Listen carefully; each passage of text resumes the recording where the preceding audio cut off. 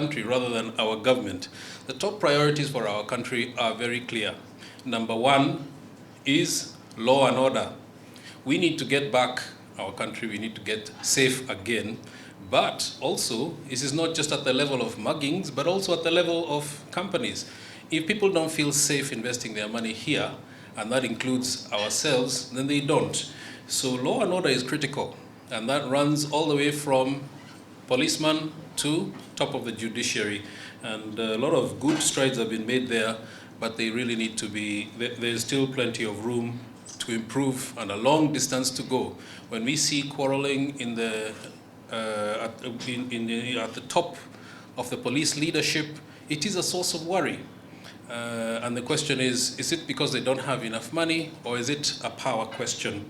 So these are questions that we would like not just the Treasury or the Executive to be worrying about, but we would really like our Parliament to engage on this, particularly since our Parliament is responsible for deciding how much money to allocate. Number two, infrastructure.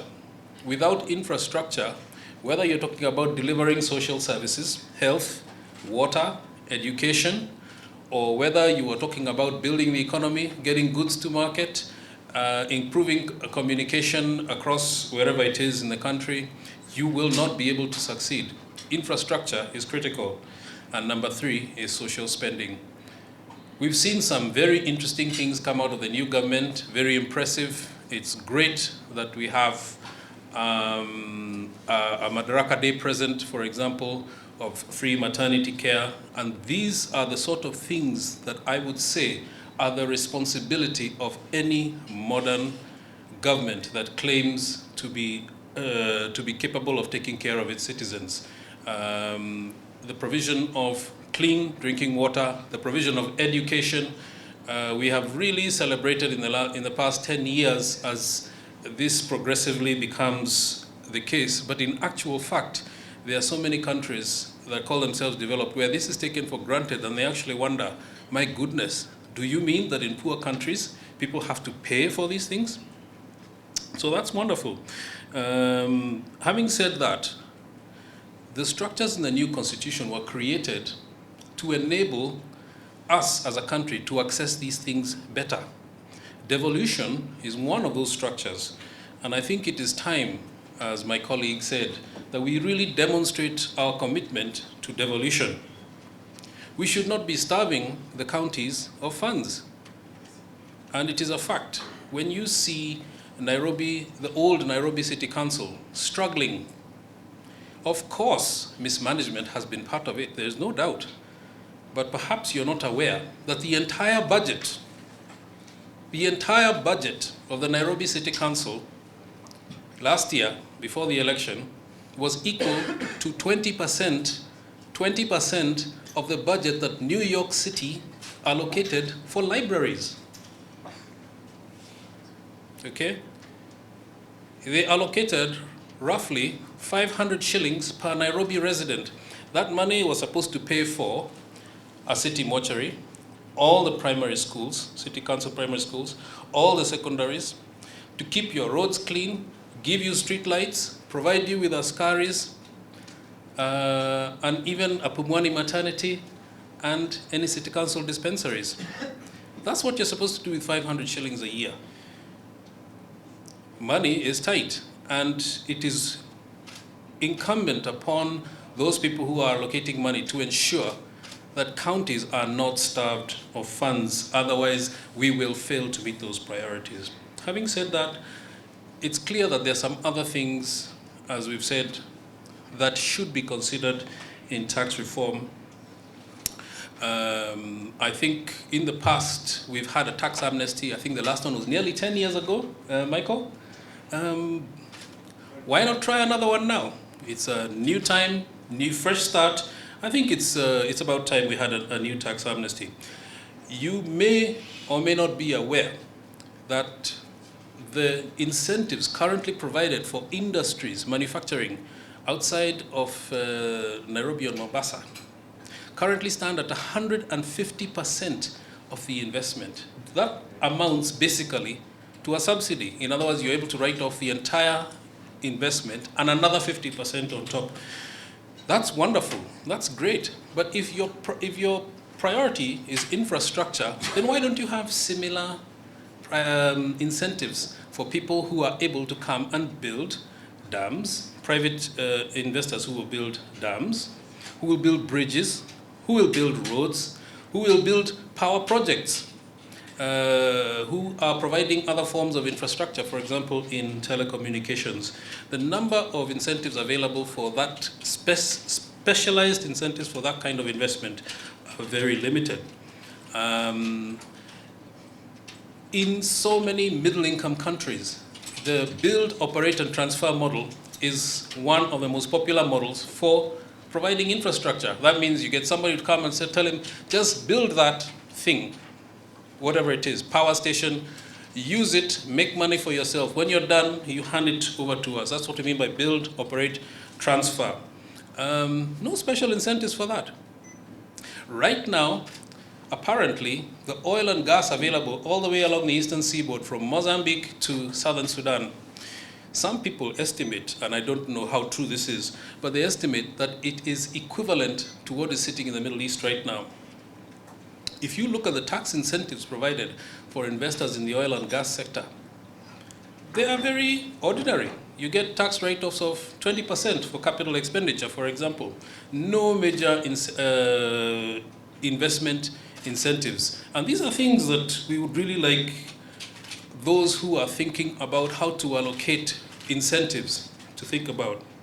Finally, I just want to say something about social goals. We said law and order, infrastructure, social goals.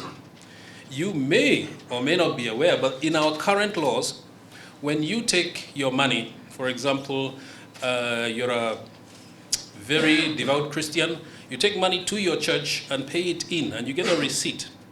Under the current law, you are allowed to deduct that for tax purposes from your income. But if you go to KRA and say, this is what I did, they will say, we have not operationalized that yet.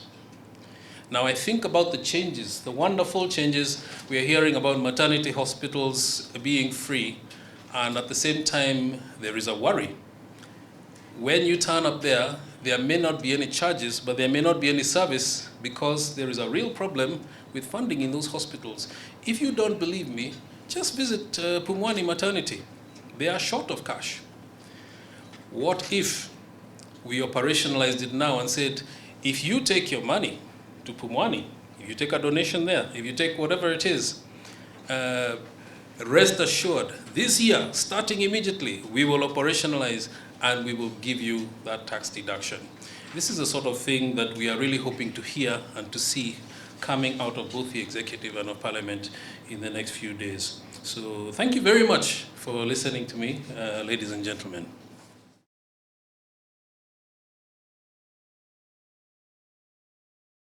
Right, the first question is from Chris, Sunday Express, and it's about the issue of reviewing the tax laws and this very frustrated lawmaker who you all know.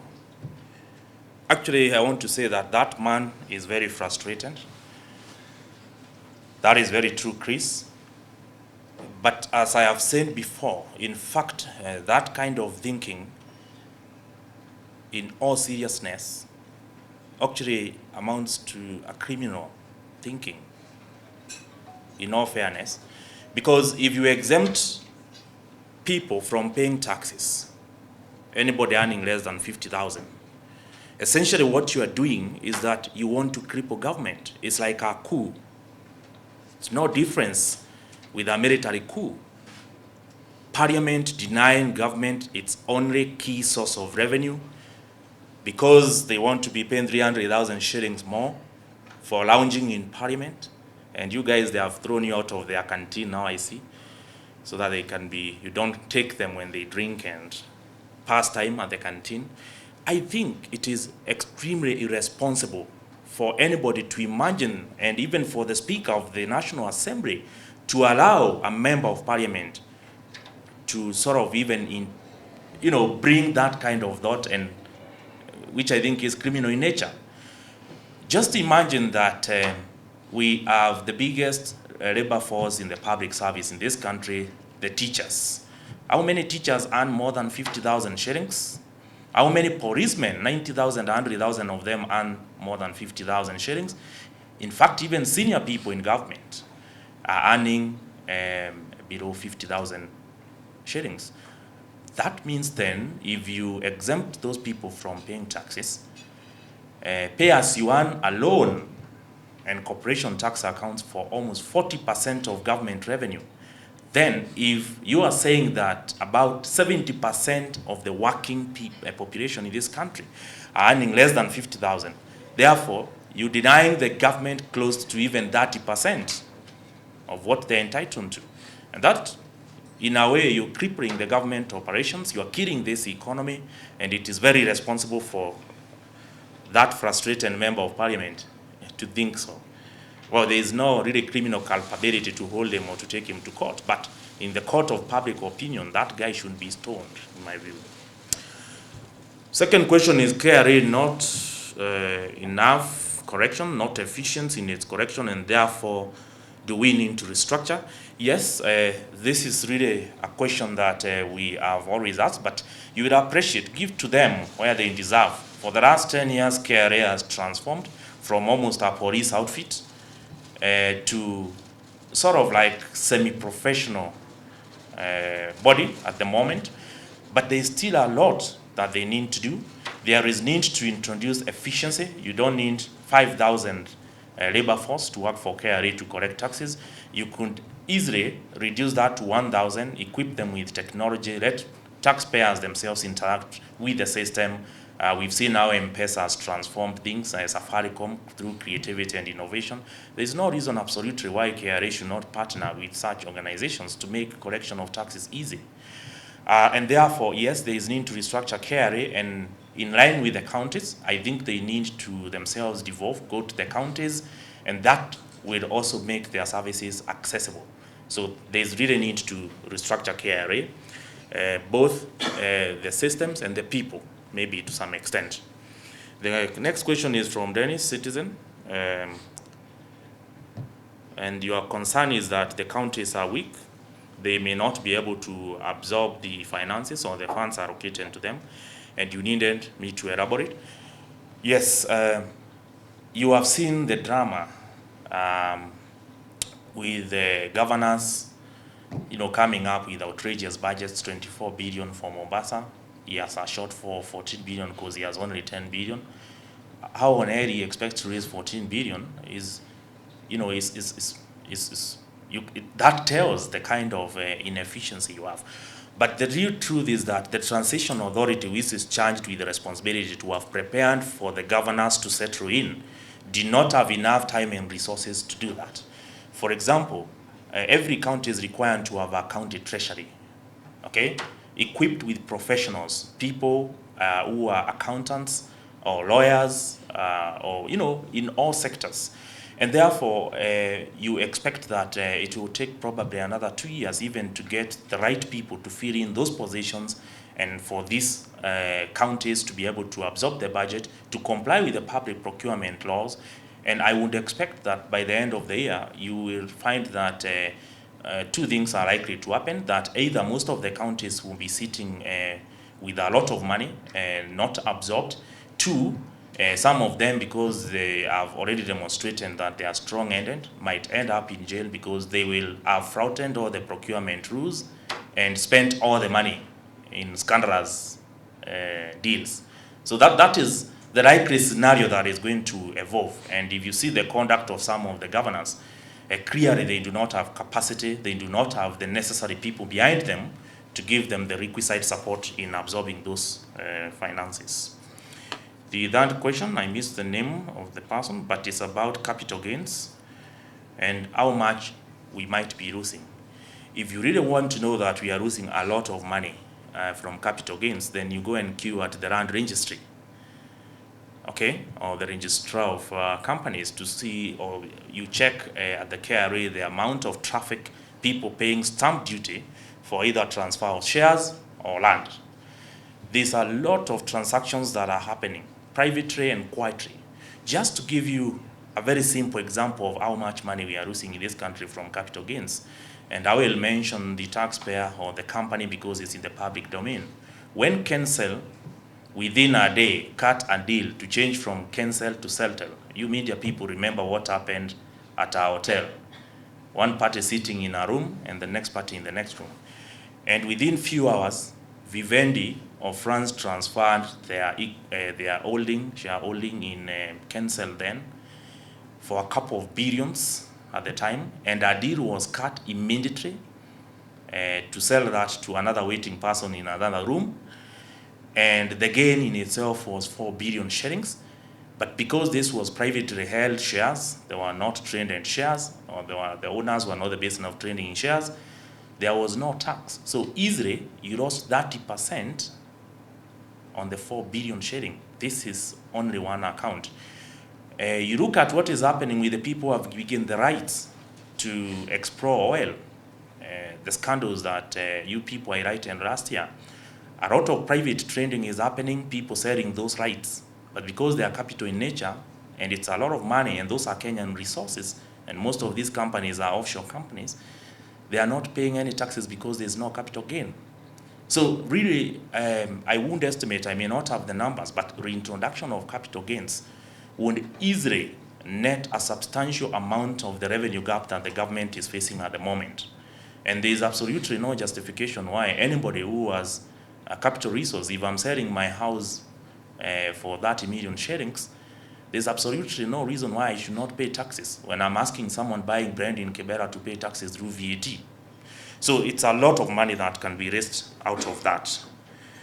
The next question is about members of parliament and the fights and whether they have involved the public. There has been an attempt by the chairman of the Budget and Appropriation Committee of Parliament, the Honorable Mutava Musiemi, to involve the public, but the notice was very late. I think the motivation was not really to involve the public. The MPs were suffering, they needed a few sittings to earn allowances. But there has not been any serious consultation with the public as yet. There has not been any, for example, media invite telling the public where to channel these views. However, we have submitted our views as PKF. I know other organizations have. ISPAC have done that. No response as yet from the chairman or the clerk of the National Assembly. And the question of recourse, if they don't consider this, then what happens? Obviously, the Constitution guarantees public participation in management of public finances. And whereas it would be a very radical measure for someone to go to court and challenge the whole process, you would be crippling the economy, and therefore the public good would carry the day, and you have no recourse. But what is important is that the people charged with the responsibility to involve the public, when it comes to interrogating their performance, then some of them need to be sacked or to go home. Obviously, this is a transition year, the elections happening, the petition, and therefore there was really no sufficient time for some of these things to happen. Even constituting the committees in Parliament alone was a challenge, and therefore this year, you could sort of like excuse them in a way. But obviously, come next year,